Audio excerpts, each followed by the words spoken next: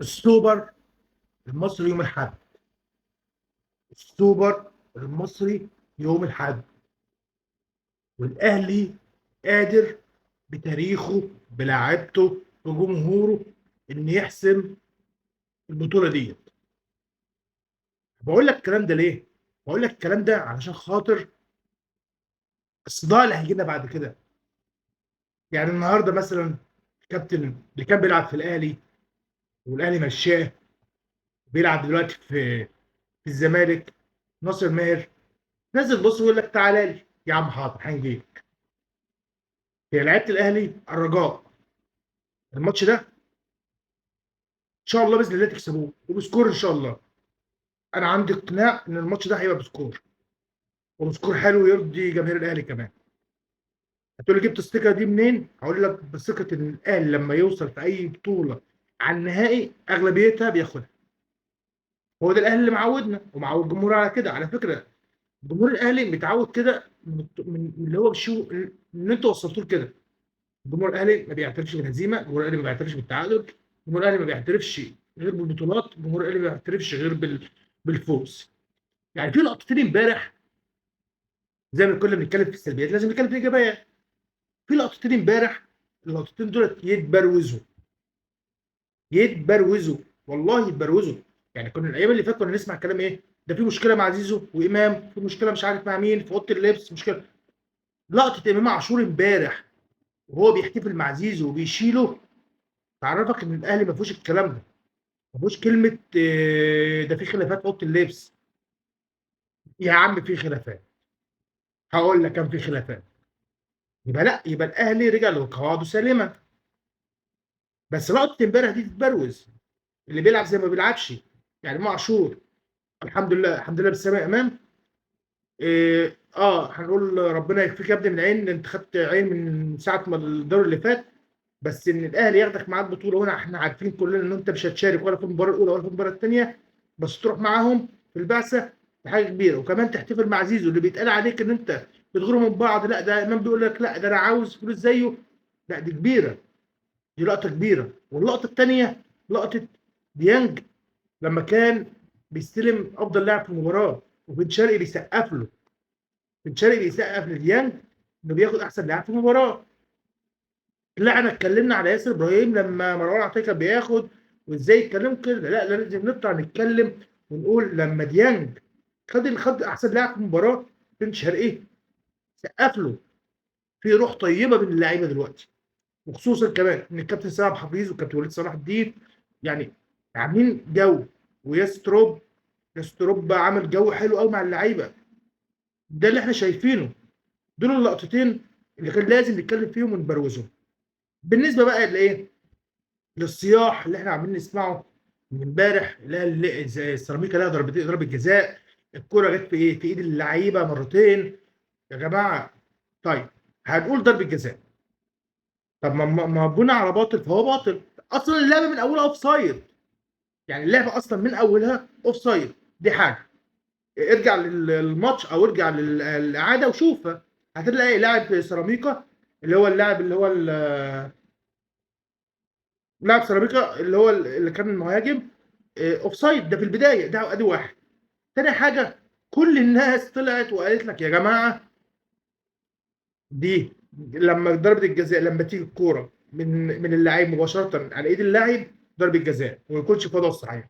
طب الكوره اتردت من اللاعب زميله لايده، مش ضربه جزاء. طب اتردت من اللاعب نفسه لايده، مش ضربه جزاء. وكل الناس اتكلمت ده. لا لازم نطلع نقول ايه؟ دي بطولاتهم حرام. ده لازم ده الاعلام بقى واللجان اللي احنا عمالين نسمع عليها اليومين دول. يعني عمالين نسمع حاجات غريبه. لا ده كان المفروض سيراميكا هي اللي تطلع على النهائي. ده لا ده المفروض سيراميكا كان لها ضربتين جزاء. ده كان المفروض طيب خدوا دي. رئيس لجنه الحكام اشاد محمود البنا وقال له قراراته كانت صحيحه. يعني قلتها ضربه جزاء قبلها اوف سايد. وغير كده كمان القانون، يعني اللي بتفهم القانون بيقول لك ان دي ما ينفعش ضربه جزاء. طب ما عندك كم لقطه ومستعد اجيب لكم كام فيديو لعيب وفي ماتشات مع الزمالك مع بيراميدز واللعيب واخد الكره بايده ومحدش طلع يتكلم. طب ما طلعتوش ليه اتكلمتم على ضربه الجزاء اللي للبيراميدز؟ ما هو مدرب نادي بيراميدز طلع قال لك احنا اللي لنا ضربتين جزاء. ما سمعتش حد يتكلم في الموضوع ده خالص ليه؟ ما سمعتوش الاهلاويه اللي طلع قال لك لا ده المفروض بيراميدز اللي كانت تقابل الاهلي في النهائي؟ عشان تفكير. ده تفكير. ده تفكير. يعني انا مش فاهم والله العظيم ايه الفكر ده كمان الفكر. والفكر ده على طول بنسمعه من ايام الله يمسيه بالخير المستشار مرتضى منصور. لما قالوا له ايه؟ ده انت كسبت الاهلي؟ قال له اه. طب الاهلي بطل الدوري؟ قال خلاص انا بطل ابطال الدوري. هو في حاجه اسمها كده؟ يا جماعه عرفوا جمهوركم او بدل الاعلام بتاعكم او القيادات بتاعتكم في نادي الزمالك او الناس اللي هي لها كلمه في الاعلام في نادي الزمالك ما يطلعوش يقولوا كده للجمهور. الجمهور بيرد الكلام وراكم. يعني ايه معنى ايه ان انا كسبت بيراميدز وبيراميدز بطل ابطال افريقيا وبطل 3 قارات؟ 3 قارات اللي انتوا كنتوا اصلا لما الاهلي خدها قال لك في حاجه اسمها بطل 3 قارات. بطل 3 قارات والسوبر الافريقي يبقى احنا بطل ابطال. طب الاهلي لو كسب بكره كسب الزمالك يوم الاحد هيتقال عليه ايه؟ احنا مش محتاجين حد يقول لنا حاجه. احنا معروفين في افريقيا كلها الاهلي معروف في افريقيا كلها. بس ده تفكير. يعني ايه انا كسبت بطل الدوري او كسبت بطل الكاس ابقى انا اللي كسبت؟ في حاجه اسمها كده؟ في حاجه دي اسمها بطوله ودي بطوله ودي بطوله ودي بطوله. بطوله الدوري معروفه بالنفس الطويل. بطوله افريقيا اللي انتم من بقالكم 3 سنين مش عارفين تاخدوها نفس القصه. دي بطوله ودي بطوله. اه فريق ممكن يكون في البطوله دي مش على المستوى او ممكن يكون تفكير المدرب يوميها مش على المستوى في بطوله وما يكسبش وما يصعدش وحصلت كتير. تيجي تقول لي اصل انا اصل انا كسبت بطل افريقيا وبطل 3 قارات وبطل وبطل وبطل يبقى انا بطل الابطال. في حاجه اسمها كده؟ يعني دي عقليه؟ في حاجه اسمها كده؟ يعني دلوقتي انا لو كسبتك هقول على نفسي ايه؟ انا مش محتاج اقول على نفسي. انا معروف انا اقول على نفسي. فده يا جماعه تفكير غلط. يا ريت ترجعوا يعني بدل ما الجمهور يمشي وراكم في الكلام يفكر في الكلام الاول. ده بالنسبه للتفكير. طيب الفضيحه الثانيه في الامارات. ما مش كل سوبر يحصل فيه فضيحه. السوبر اللي فات كلنا عارفين القضيه بتاعت دونجا وواحد السيد واللاعب التالت مصطفى شلبي بتاعت الخناقه.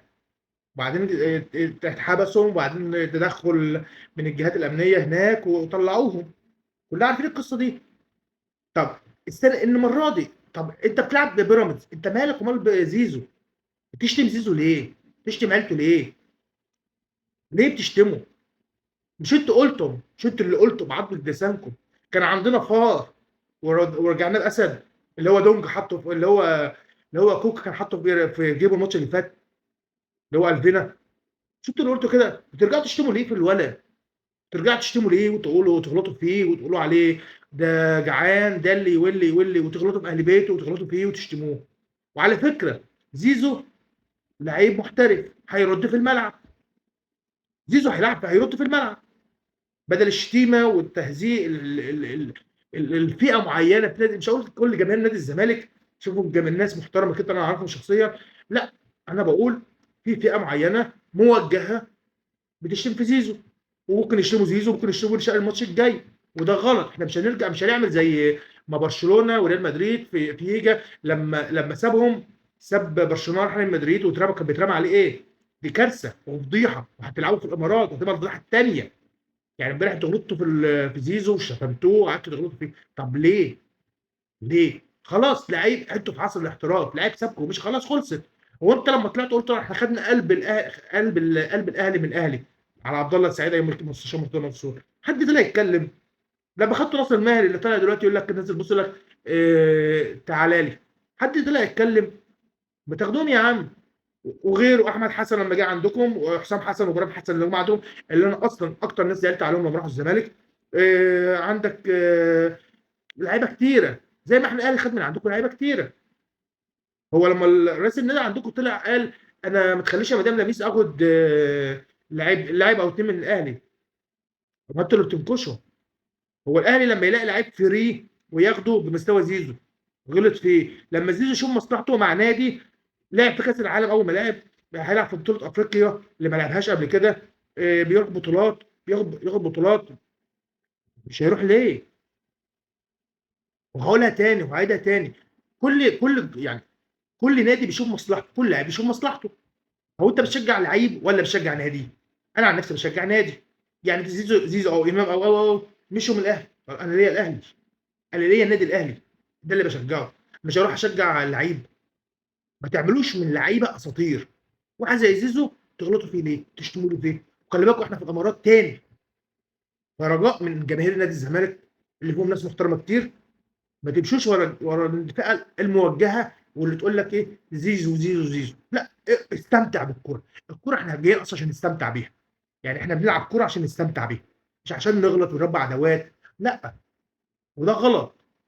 فإن شاء الله بإذن الله يا رب، يا رب، يا رب يا مسهّل الحال، وأولًا الحمد لله بالسلامة يا إمام، إن شاء الله تبقى كويس. إن شاء الله بإذن الله يطلع يبقى سوبر 10/10 ماتش نستمتع بيه كلنا، نتفرج على كورة ممتعة، ما بيبقاش في تعصب بين الجمهورين، ونبطل شغل التعصب ده وشغل الكلام اللي هو بتاع السوشيال ميديا اللي هم بيسخنوا الناديين على بعض، أو الناس اللي هم شو أكل عيشهم على إنهم يسخنوا الناس على بعض بتساريح أقل من إن أنت تقول عليها إنها أحقر مما تتخيل.